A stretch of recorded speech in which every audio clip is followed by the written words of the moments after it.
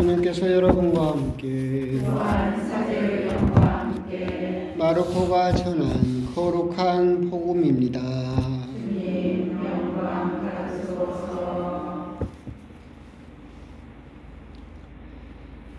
그때 예수님께서 제자들과 함께 군중을 가까이 부르시고 그들에게 말씀하셨다. 누구든지 내 뒤를 따르려면 자신을 버리고 제 십자가를 지고 나를 따라야 한다. 정녕 자기 목숨을 구하려는 사람은 목숨을 잃을 것이고 나와 복음 때문에 목숨을 잃는 사람은 목숨을 구할 것이다. 사람이 온 세상을 얻고도 제 목숨을 잃으면 무슨 소용이 있느냐? 사람이 제 목숨을 무엇과 바꿀 수 있겠느냐? 절개 없고 죄 많은 이 세대에서 누구든지 나와 내 말을 부끄럽게 여기면 사람의 아들도 아버지의 영광에 쌓여 거룩한 천사들과 함께 올 때에 그를 부끄럽게 여길 것이다. 예수님께서 또 그들에게 말씀하셨다. 내가 진실로 너희에게 말한다. 여기에 서 있는 사람들 가운데에는 죽기 전에 하느님의 나라가 권능을 떨치며 오는 것을 볼 사람들이 더러 있다. 주님의 말씀입니다. 그리스도인 참여합니다. 참 예수님, 이제는 조금 안 추우시죠? 저는 밖에 있어가지고 잘 몰랐었어요. 추우면 얼른 와서 말을 하지 그러셨으니까. 이게 이제 여름이 되면 또 같은 상황이 벌어질 수 있고, 그래서 정기 성합은 또 이참에 한번 또 해야 되지 않을까, 이제 그런 생각도 듭니다. 하여튼, 아까 누가 뭐 옛날 집이냐고, 여기 전기 꽂으니까 저기 전기 나갔다고, 옛날 집이냐고 그러면 새 집입니다. 새 집. 기계도 다 새 거고. 이제 넉넉할 거라고 생각을 했는데 생각을 해보면 밖에 뭐 성모상 앞에 장미꽃부터 이렇게 우리가 장식한 것도 많고 하다 보니까 쓰는 전기가 많다 보니까 그렇게 조금 부족했던 것 같고 그렇게 또 생각을 합니다. 차츰차츰 그것도 또 수리를 하겠습니다. 오늘 복음은 이제 예수님께서 십자가에 대한 말씀 그리고 조금 이야기가 말씀이 조금 뉘앙스가 달라지죠. 그리고 나와 내 말을 부끄럽게 여기면 하느님 앞에서도 그를 부끄럽게 여길 것이다라고 조금 이야기가 두 가지 정도, 세 가지 정도 섞여 있는 말씀입니다. 앞부분에 먼저 보시면 누구든지 내 뒤를 따르려면 자신을 버리고 제 십자가를 지고 나를 따라야 한다라고 말씀을 하십니다. 우리 역시도 예수님을 따르는 사람으로서 결국 우리가 예수님을 따라가기 위해서는 두 가지죠. 자신을 버리고 제 십자가를 지고 예수님을 따라야 한다라는 말씀입니다.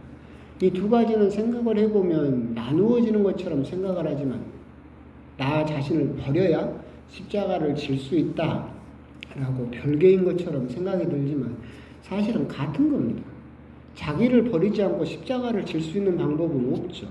십자가를 진다라는 그 말 자체는 자기 자신을 포기한 부분이 있었기 때문에 그 십자가를 지게 된다라고 하는 겁니다.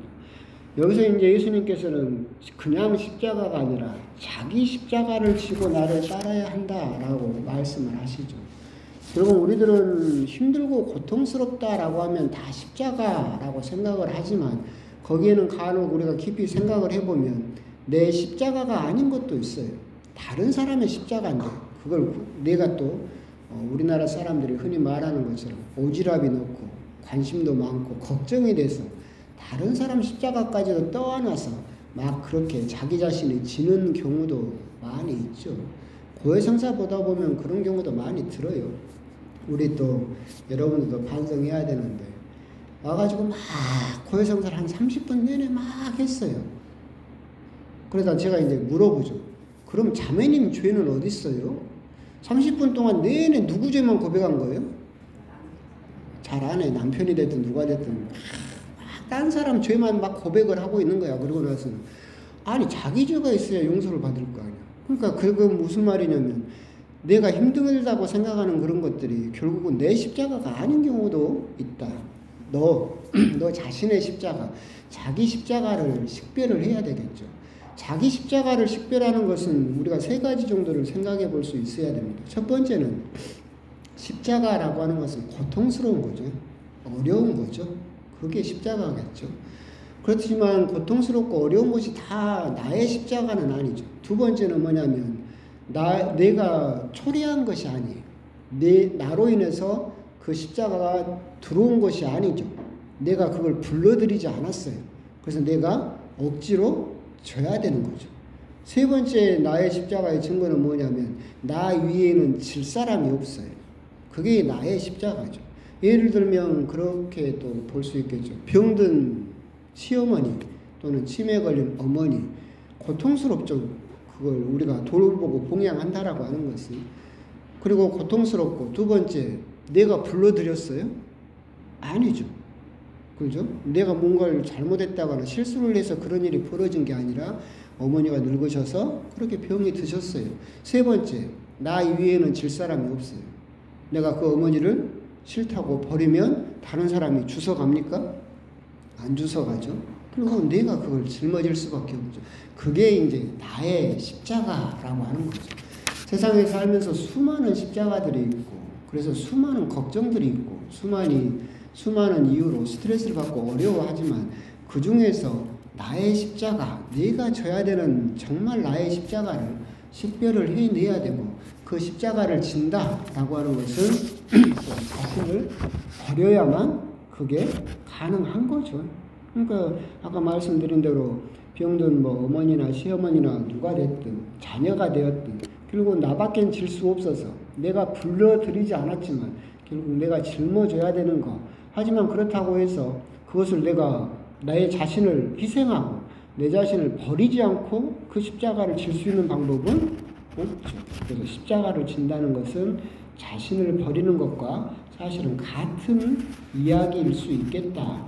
그렇지만 예수님께서 그렇게 같은 것임에도 불구하고 왜 자신을 버린다라는 말을 또 굳이 강조하셨을까 생각을 해보면 아마도 또 이런 뜻이 있지 않을까. 결국은 십자가를 지면서 우리들이 또 바라는 것들이 있죠. 그것까지도 버려라. 우리들은 그런 십자가를 지면 주변으로부터의 인정 또는 칭찬 그러잖아요. 우리 자녀들한테도 내가 너를 키우느라고 얼마나 먹을 것 안 먹고 입을 것 안 입고 너를 이때까지 고생해서 키웠는데 네가 나한테 어떻게 이럴 수 있냐. 이것을 버려라. 어차피 너의 자녀는 너의 십자가였었고, 그죠? 그 십자가를 네가 지고 갔다라고 한다면 그 십자가가 나를 칭찬해주지 않는다라고 해서 그 십자가가 나를 인정해주지 않는다라고 해서 그걸 서운해하거나 욕심내지 마라. 십자가를 진다라는 것 자체가 자신을 버리는 일이기 때문에 그렇다. 결국은 예수님이 알아주실 것이고 하느님이 인정해 주실 것이기 때문에 그것을 원해야지. 내가 그 어려운 십자가를 졌다라고 해서 이 지상에서 그 사람들이 나를 알아주고 또 인정해 주기를 바라는 것, 그 마음까지도 버려라라고 하는 뜻이지 않을까. 옛날에 또 그 어떤 본당에서 어떤 며느리가 엄청 서운해 하시더라고요. 그렇게 시어머니를 수십 년 동안 또 똥기저귀 갈면서 뒷수발을 했는데 돌아가시면서까지 고맙다는 말을 한마디도 않고 돌아가셨다고. 그렇게 서운하다고 그랬는데 그런 마음이 드는 것은 인지상정이죠. 당연히. 하지만 그런 마음까지도 버려라. 하느님께서 인정을 해주시고 예수님께서 고생했다고 인정을 해주실 것이다 라고 하는 그런 마음까지도 생각을 했기 때문에 자신을 버리고 십자가를 지고 나를 따라야 한다라는 그런 말씀을 하신 것이 아닐까 그런 생각이 듭니다. 이제 두 번째 부분은 조금 연관성이 없어서 뉘앙스가 바뀌죠. 누구든지 나와 내 말을 부끄럽게 여기면 사람의 아들도 아버지의 영광에 쌓여 거룩한 천사들과 함께 올 때 그를 부끄럽게 여길 것이다. 이 비슷한 구절이 또 다른 복음에 있습니다. 뭐라고 되어 있냐면 네가 나를 모른다라고 한다면 나도 하느님과 천사들 앞에서 너를 모른다라고 하겠다. 사실은 이건 굉장히 무서운 말입니다. 우리 신자들은 여러분들은 아니지만 정말 많은 그 취미생활처럼 신앙생활을 하시는 분들은 가끔 냉담을 풀거나 저하고 상담을 할 때 그런 이야기를 할 때가 많아요. 그 뉘앙스가 그래요. 나는 예수님을 모른 척하고 일이 바쁘고 그러니까 성당 안 나오고 기도도 좀 소홀히 하고 그렇게 내가 좀 하나님을 잊고 살아도 하나님은 나를 잊으면 안 되지. 그죠? 우리들은 마치 하나님을 5분 대기조처럼 생각하는 경우가 많이 있어요. 나는 바빠. 나는 일도 많고. 그러지만 항상 하나님 어떻게 하고 있어야 돼요? 5분 대기조예요. 내가 기도만 하면 바로 달려와서 이 일을 해결해주고 바로 나를 케어해줘야 돼. 그렇게 생각하는 신자들이 참 많더라는 거죠. 그런 사람들에게 예수님께서 내리는 경고예요. 네가 하나님을, 예수님을 모른다 라고 한다면 예수님도 너를 모른다. 네가 나를 부끄럽게 여기면 하느님과 천사들 앞에서도 나는 너를 부끄럽게 여기겠다. 네가 바쁘면 하느님도 바쁘다. 무서운 말이죠. 우리들은 하느님을 마치 5분 대기조처럼 생각해서 언제든지 내가 기도하면 나는 바쁠 수 있지만 당신은 항상 대기하고 있어야 된다라고 착각하는 사람들에게 내리시는 사실은 무서운 말이지 않을까 이제 그런 생각도 듭니다. 물론 하느님께서는 항상 우리 기도를 기다리고 계시지만 이게 무슨 아까 일독서 나온 바벨탑처럼 뭔가 전우가 전도돼서 마치 하느님을 내 마음대로 끌고 다니면서 그렇게 마음대로 할 수 있는 그렇게 생각하면 안 된다라고 하는 겁니다. 일본 여러분들이 여행 가시면 신도 거기 신사가 많이 있잖아요. 신사를 가면 우리들하고는 달라요. 신사를 가면 돈을 내요. 그리고 박수를 치거나 줄을 잡아당겨서 종을 쳐요. 왜 그런지 아세요? 신 너 나오라고. 내가 왔으니까 박수를 치고 종을 쳐서 얼른 나오라고 부르는 행위예요. 그게 뭐예요? 얼른 나와서 내가 고민하는 걸 해결해 주라는 거죠. 마치 우리 신자들도 그런 경우 그렇게 생각하는 경우가 많이 있다. 내가 가서 박수치고 기도하고 흔들면 얼른 재빨리 무슨 종업원입니까? 대기하고 있다가 나와서 내 기도를 들어주라라고 생각하는 그런 것들에 대해서도 우리가 조금 다시 한번 생각을 해볼 필요가 있겠다라고 하는 겁니다. 결국은 우리들이 신앙생활을 하면서도 우리 천주교 신자들은 그런 부분은 조금 더 고민을 해볼 필요가 있겠죠. 정교조일 때 제가 말씀드렸던 것처럼 개신교 신자들은 정교 스타일이 장비 스타일이라고 그랬죠. 무대뽀잖아요. 뭐 예수천국 불신족 해갖고 막 그 사람의 사정이고 뭐고 없이 불도저처럼 정말로 잘못된 방법이지만 하여튼 밀고 들어옵니다. 우리 천주교 신자들의 선교 방식은 뭐라겠어요? 이순신 장군 방식이라고 했죠. 나의 죽음을 적에게 알리지 말라. 똑같아요. 내가 성당 다니는 것을 그 아무에게도 알리지 말라. 똑같이 우리들은 그러고 있지 않을까. 그렇기 때문에 여러분들은 밖에 나가서 성당에 이렇게 일반 사람들하고 친구들하고 성당 사람들 말고 할 때 식당에서 밥 먹을 때 성호경 긋습니까? 평일미사 나온 분들은 긋겠지. 그래서 여러분들하고 별 해당이 안 돼. 취미생활처럼 신앙생활 하시는 분들은 예수님 방식이죠. 뭐 이렇게 성호 긋고 밥 먹으면 뭐 경찰이 와서 잡아갑니까? 이것도 안 하는 사람들도 많죠. 아닌 척. 나는 천주교 성당 신자가 아닌 것처럼 이순신 장군 방식으로. 그게 뭐예요? 부끄럽게 여기는 거죠. 예수님이 왜 부끄럽습니까? 여러분들이 성당 다니는 것이 왜 부끄러운 일입니까? 그런데 우리 성당 신자들은 너무나 그런 부분도 다시 한번 생각을 해볼 필요가 있겠다. 그게 너무나 중요한 일이다라고 하는 것은 아니지만 그런 작은 일상생활 안에서도 내가 신자임을 하느님을 믿는 사람임을 드러내지 않는다라고 한다면 더 큰 일에서는 드러내겠습니까? 안 드러내겠죠.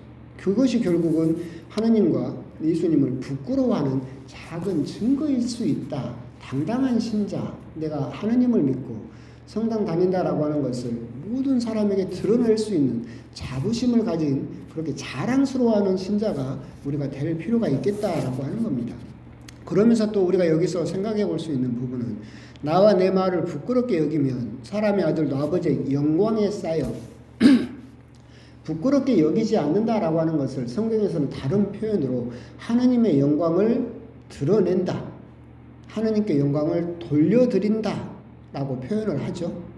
그런 표현 우리가 많이 듣잖아요. 하느님께 영광을 이라고 이야기를 합니다. 그런데 하느님께서는 완전하신 분이기 때문에, 완벽하신 분이기 때문에 우리가 하느님께 영광을 또는 다른 무언 것을 돌려드릴 필요가 없어요. 하느님께는 필요한 것이 없기 때문에. 하느님께 영광을 드린다, 하느님께 영광을 돌려드린다의 원래 표현은 뭐냐면, 원뜻은 뭐냐면 명확하게 드러낸다, 정확하게 표현한다라는 뜻이에요. 무슨 말이냐면 하느님께 영광을 드린다, 하느님께 영광을 돌려드린다라고 하는 것은 하느님이 계심을 나를 통해서 명확하게 드러낸다는 뜻이에요. 내가 뭔가를 막 해가지고 하느님께 영광을 돌려드리겠다라고 하는 것이 아니라 나를 통해서 하느님의 계심이 명확하게 세상에 드러나지는 것, 그것이 하느님에게 영광을 드린다, 그 하느님과 예수님을 부끄럽게 여기지 않는다라는 의미이다. 그러니까 나의 삶의 모습이나 말이나 행동을 통해서 안 믿는 사람들이 하느님이 계시다라고 하는 것을 느끼고 명확하게 깨달을 수 있는 것, 그게 바로 하느님께 영광을 드리는 것이다. 그런데 여기에서 또 우리들이 또 생각을 해볼 필요가 있는 게, 여러분도 자주 보지만 축구 선수들이나 운동 선수들이, 옛날에 또 그런 축구 선수 있었잖아요. 골 넣고 나면 다 운동장에 앉아가지고 열심히 길게도 기도를 하잖아요. 골배기 싫어 죽겠어요. 그 사람이야 당연히 하느님께 감사드리고 하느님께 영광을 드린다. 또는 금메달 딴 사람들이 하느님께 영광을 드립니다 막 이랬잖아요. 많이 듣잖아요. 좋은 일이에요. 하느님께 영광을 드린다고. 그걸로 인해서 하느님께서 계시다라고 하는 것이 명확하게 드러난다라고 한다면 참 좋은 일이지만, 저는 그게 굉장히 조금 부정적인 이유가 뭐냐면, 자칫 잘못하면 잘못된 생각을 줄 수 있어요. 뭐냐면 성공해야만 하느님의 영광이 드러난다라고 착각할 수 있어요. 금메달을 딴 사람만이 하느님께 영광을 드리는 것이다라고 한다면, 은메달을 딴 사람은, 동메달을 딴 사람은, 탈락한 사람은 하느님에게 먹칠하는 거예요? 아니죠. 자칫 잘못하면 성공한 사람만이 하느님께 영광을 드릴 수 있다라는 착각을 줘버릴 수 있어요.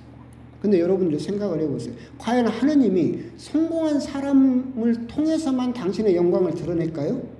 아니죠. 실패한 사람을 통해서 당신의 존재를 더 확실하게 드러내죠. 십자가, 예수님의 결정적인 실패죠. 세상 사람들이 눈으로 보면 처절한 실패예요. 근데 이 십자가를 통해서 하느님의 영광이 드러났죠. 순교자, 세상 눈으로 보면 뭐예요? 실패예요. 그런데 그 순교자를 통해서 하느님의 존재가 명확하게 드러났죠. 우리들은 자칫 잘못하면 하느님을 부끄럽게 여기지 않는 것, 하느님께 영광을 드리는 것, 이것이 성공해야만, 뭔가 일을 크게 벌려야만, 그리고 또 그걸 이루어내야만 이것이 하느님께 영광을 드린다라고 착각할 수 있겠지만, 하느님께서 하시는 일을 곰곰이 보면 성공한 것보다 오히려 실패한, 세상의 눈으로 봤을 때 실패했다고 보이는 사람들을 통해서 오히려 당신의 영광을 드러내는 경우가 훨씬 더 많았다. 이런 점들을 우리들은 생각을 해볼 필요가 있겠다. 결국은 많은 일들이 그래요. 십자가도 그렇고 또 순교자들도 그렇지만 이태석 신부님만 보더라도 성공한 것처럼 보이죠. 아니죠. 그런데 그분은 실패했죠. 젊은 나이에 암으로 돌아가셔 버렸으니까 당신의 일을 벌렸다가 주저앉아 버렸죠. 그렇지만 그게 하느님께서 그렇다면 그 이태석 신부님이 하느님의 영광을 드러내지 못했어요? 먹칠했어요? 아니죠. 그 뒤로도 수많은 사람들에게 하느님의 존재를 드러냈고 그게 계속해서 우리들에게까지 이어져 오고 있다.